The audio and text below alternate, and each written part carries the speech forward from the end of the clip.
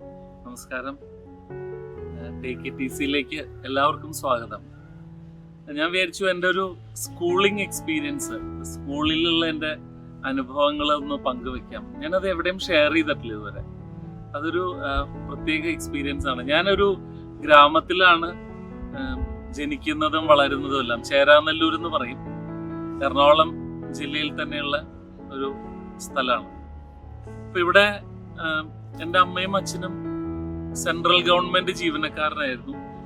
Military engineering സർവീസിലായിരുന്നു അവർ രണ്ടുപേരും.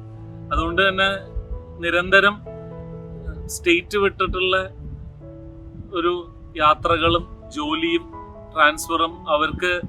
അപ്പൊ അതൊക്കെ ആലോചിച്ചിട്ടായിരിക്കാം ഒരുപക്ഷെ സെൻട്രൽ സ്കൂളിൽ ആവുമ്പോൾ പെട്ടെന്ന് അഡ്മിഷൻ വേറൊരു സ്ഥലത്തേക്ക് പോകുമ്പോൾ കിട്ടാനോ ഒക്കെ എളുപ്പമാണ് എന്ന് വിചാരിച്ചിട്ടായിരിക്കാം സെൻട്രൽ സ്കൂളിൽ ചേർത്തത്. എൻ്റെ ചേച്ചിയാണെങ്കിൽ CCPML തേവരയിൽ മറ്റൊരു ആംഗ്ലോ ഇന്ത്യൻ സ്കൂളിലാണ് പഠിച്ചത്. അപ്പൊ ഞാൻ എൻ്റെ ചുറ്റുപാടും എൻ്റെ വീട്ടിലും എൻ്റെ സുഹൃത്തുക്കൾ എന്ന് പറയുന്ന എൻ്റെ വീടിന്റെ പരിസരത്തുള്ളവരുമായിട്ടൊന്നും ഒട്ടും മാച്ച് ആവുണ്ടായിരുന്നില്ല ഞാൻ പോയ സ്കൂളും അവിടുത്തെ അന്തരീക്ഷവുമായിട്ട്. കാരണം അവിടെ പഠിക്കുന്ന മിക്ക കുട്ടികളും നോർത്ത് ഇന്ത്യൻസിന്റെ മക്കളാണ്, നേവിക്കാരുടെ മക്കളൊക്കെയാണ് മിക്കവരും. അപ്പൊ അതുകൊണ്ട് തന്നെ രണ്ട് ലോകമായിട്ടാണ് എനിക്ക് സ്കൂളും വീടും തോന്നിയത്. പക്ഷെ എനിക്ക് എപ്പോഴും വീട്ടിലേക്ക് വരാനായിരുന്നു ഇഷ്ടം. വീട്ടിൽ വന്ന് നമ്മളുടെ ലോക്കലായിട്ടുള്ള ആൾക്കാരുടെ കൂടെയൊക്കെ നടക്കാനും ഇഷ്ടമുള്ള പോലെയൊക്കെ ജീവിക്കാനും. അപ്പൊ അങ്ങനെ സ്കൂളിംഗ് മുന്നോട്ട് പോകുമ്പോ ഒരു നല്ല പ്രഷർ അനുഭവപ്പെട്ടു എനിക്ക്. ആ പ്രഷറിന്റെ ഒരു കാരണം എന്ന് വെച്ചാൽ വീട്ടിലെ അന്തരീക്ഷമായിരുന്നു പ്രധാനമായിട്ടും. അച്ഛനും അമ്മയും സെപ്പറേറ്റഡ് ആയി. അതിന്റെ ഒരു സ്ട്രെസ് സ്വാഭാവികമായിട്ടും അമ്മയ്ക്ക് ഉണ്ടായിരുന്നു. അപ്പോ മാത്രല്ല ജോലിയുടെ സ്ട്രെസ്, അമ്മ നോക്കണം, ഫാമിലിയെ നോക്കണം എന്നുള്ള ഒരു ടെൻഷനും കൂടി ഉണ്ടായിരുന്നു.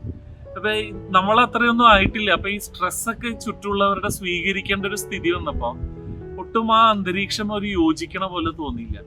അപ്പൊ അന്നോട്ടേ ഒരു ചിന്ത ഉണ്ടായിരുന്നു, നമ്മൾ എന്തിനു ജീവിക്കുന്നത്? സമാധാനത്തിനും സന്തോഷത്തിനും വേണ്ടിയാണല്ലോ. പിന്നെ ഒരു നായർ തറവാട്ടിലാണ് ജീവിക്കുന്നത്. അപ്പൊ അവിടെയുള്ള എല്ലാവർക്കും അവരവരുടെ ലോകമാണ്. നമ്മൾ പറയുന്നതും ഒന്നും കേൾക്കാനോ അല്ലെങ്കിൽ നമ്മളുമായിട്ട് യോജിക്കാനോ ഒന്നും പറ്റുന്നവരോ നമ്മളോട് സംസാരിക്കാനോ ഒന്നും താല്പര്യമില്ല. എല്ലാവരും അവരുടെ വേൾഡിൽ ജീവിക്കുന്ന ഒരു പ്രത്യേക അവസ്ഥ. അങ്ങനെ ഇരിക്കുമ്പോൾ പുറത്തേക്ക് ഇറങ്ങുമ്പോൾ സുഹൃത്തുക്കൾ അങ്ങനെയല്ല. അവരുടെയൊക്കെ വീടുകളിൽ പോകുമ്പോൾ നല്ല രസമാണ്.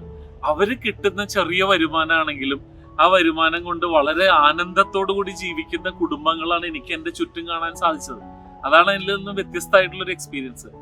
അവര് ക്വാളിഫൈഡ് അല്ല, എന്തെങ്കിലുമൊക്കെ മെയ്സൺ വർക്കും ഒക്കെ ചെയ്ത് ജീവിക്കുന്നവര്, ബസ്സിൽ ജോലി ചെയ്യുന്നവര്, അവര് പക്ഷെ അവരുടെ ആ അന്നത്തെ ശമ്പളമായിട്ട് വീട്ടിൽ വരുന്നു, കുറച്ച് പച്ചക്കറി മീനൊക്കെ വാങ്ങിച്ചിട്ട് അമ്മയ്ക്കൊരു അതിൽ നിന്നൊരു ചെറിയ സംഖ്യ കൊടുക്കുന്നു. അമ്മ ഭയങ്കര ഹാപ്പിയാണ്.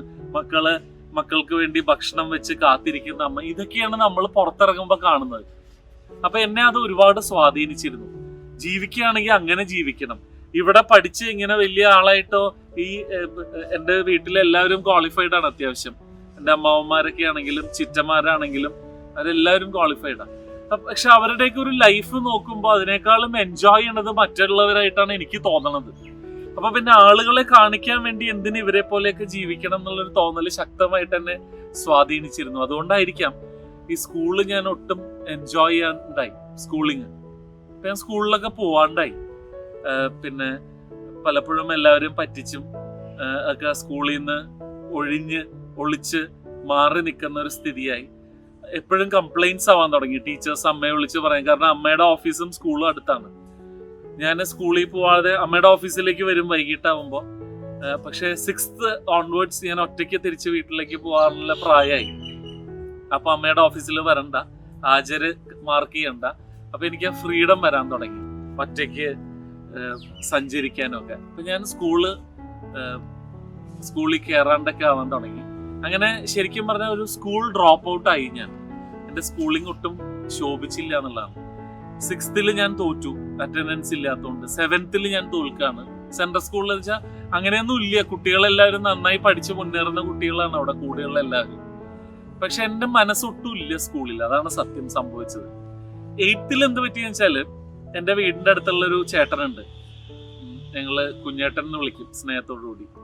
ഒരു ഇടതുപക്ഷ ചിന്താഗതിയും നമ്മളെയൊക്കെ ഒരുപാട് സ്വാധീനിച്ചിട്ടുള്ള ഒരു വ്യക്തിത്വമാണ് അദ്ദേഹം. നല്ലൊരു ജോലിയായിരുന്നു അദ്ദേഹത്തിന്. ഒരു ആക്സിഡന്റ് പറ്റി വീട്ടിൽ ഇരിക്കേണ്ടി വന്നു 6 മാസം. അപ്പൊ അദ്ദേഹം എനിക്ക് ട്യൂഷൻ എടുക്കാന്ന് പറഞ്ഞു. കാരണം ഈ തോൽക്കുമ്പോ ആൾക്കാരുടെ കാര്യം നമ്മൾ പഠിക്കാൻ അറിയാത്തതുകൊണ്ടാണ്, മണ്ടനാണെന്നൊക്കെയാണല്ലോ. സത്യത ഒന്നുമല്ല, നമുക്ക് താല്പര്യമില്ല. താല്പര്യത്തോടെ പഠിക്കുമ്പോ ഒക്കെ നല്ല മാർക്ക് കിട്ടിയിട്ടുമുണ്ട്. അപ്പൊ ഈ ചേട്ടൻ എനിക്ക് ട്യൂഷൻ എടുക്കാൻ തീരുമാനിച്ചു. അപ്പൊ ചേട്ടന്റെ കൂടെ പോയിരിക്കാൻ നല്ല രസമാണ്. ചേട്ടന്റെ ഫീസും ഇതിനു വേണ്ടിയൊന്നുമല്ല ചേട്ടൻ പഠിപ്പിക്കുന്നത്, ഒരു എന്റർടൈൻമെന്റ്. അവിടെ ഒരുപാട് ഫ്രീഡം ഉണ്ട് നമുക്ക്. ഫ്രീഡം എന്ന് പറഞ്ഞാൽ കുറെ ദുശീലങ്ങളൊക്കെ തുടങ്ങിയാണ് അത് ആ പ്രായത്തിൽ തന്നെ. അതിനൊക്കെയുള്ള ഫ്രീഡം ഉണ്ട് ഈ ചേട്ടന്റെ കൂടെ. അപ്പൊ ലാസ്റ്റ് ചേട്ടൻ പറഞ്ഞു, എടാ നീ ജയിക്കണോട്ടോ, അല്ലെങ്കിൽ പിന്നെ ഞാൻ എന്നെ പഠിപ്പിച്ചതിനൊക്കെ അർത്ഥമില്ലാണ്ടാവും. 8th പാസ്സായി, ഞാൻ തോൽക്കാണ്ട് പാസ്സായി. 9th ആവുമ്പോ വീണ്ടും തോറ്റു. ചേട്ടനെ കിട്ടാണ്ടായി ട്യൂഷന്. അപ്പൊ പഠിത്തം വീണ്ടും ഉഴപ്പായി. അവിടുന്ന് പിന്നെ ജീവിതത്തില് ഇനി സഹിക്കാൻ പറ്റാത്ത അവസ്ഥയായി. സ്കൂളും വീടും വീട്ടിലെ സ്ട്രെസ്സും അന്തരീക്ഷവും ഒന്നും ഉൾക്കൊള്ളാനേ പറ്റില്ല. അപ്പൊ ഞാൻ വിചാരിച്ചു എന്നെ സ്വാധീനിക്കുന്ന ഈ കൂട്ടുകാരെ പോലെ ജീവിക്കാന്ന് വിചാരിച്ചിട്ട് വീട്ടിൽ നിന്ന് ഓടി മലപ്പുറം ജില്ലയിലേക്ക് എൻ്റെ സുഹൃത്തുക്കളുടെ കൂടെ പോയി. അവിടെ പോയിട്ട് കൂലിപ്പണി എടുത്ത് ജീവിക്കാൻ തുടങ്ങി. അന്നന്ന് 50 രൂപ കിട്ടും. അതെനിക്ക് ഭക്ഷണം കഴിക്കാൻ പോലും തികയാറില്ല, അതാ സത്യം. അത് കഴിയുമ്പോൾ 6 മാസം കഴിഞ്ഞപ്പോ ചേച്ചിയുടെ കല്യാണം ആയതുകൊണ്ട് നാട്ടിൽ തിരിച്ചു വന്നു. പിന്നെ നാട്ടിൽ തന്നെ ഇങ്ങനത്തെ ജോലിക്കൊക്കെ പോകാൻ തുടങ്ങി. അപ്പൊ എല്ലാവർക്കും ഭയങ്കര അത്ഭുതമാണ്. കാണുന്നവര് മൂക്കത്ത് വിരൽ വെക്കും, കോക്കേരിലെ കുട്ടിയാണ്, ഇതെന്താ ഇവന് പറ്റിയെന്നുള്ളത്. പക്ഷെ ഞാൻ നല്ല സുഖമായിട്ട് അങ്ങനെ ജീവിച്ചു പോവായിരുന്നു. അമ്മയ്ക്കും എന്നിലുള്ള പ്രതീക്ഷ വീട്ടിലുള്ള എല്ലാവർക്കും നഷ്ടപ്പെട്ടു സത്യത്തില്. ഞാൻ അങ്ങനെ ബസ്സില് 4 വർഷത്തോളം ബസ്സില് ബെല്ലടിക്കാനും കണ്ടക്ടറായിട്ടൊക്കെ പ്രവർത്തിച്ചു. അങ്ങനെ ഇരിക്കുമ്പോഴാണ് അമ്മാവൻ ആർട്ട് ഓഫ് ലിവിങ് കോഴ്സ് എന്റെ ജീവിതത്തിലേക്ക് ഇൻട്രൊഡ്യൂസ് ചെയ്യണത്. എന്തോ എനിക്ക് കേട്ടു, ഞാൻ അമ്മാവൻ പറഞ്ഞപ്പോ അനുസരിച്ചു, ചെയ്തു. വലിയൊരു മാറ്റമാണ് എൻ്റെ ജീവിതത്തിൽ കൊണ്ടുവന്നത്.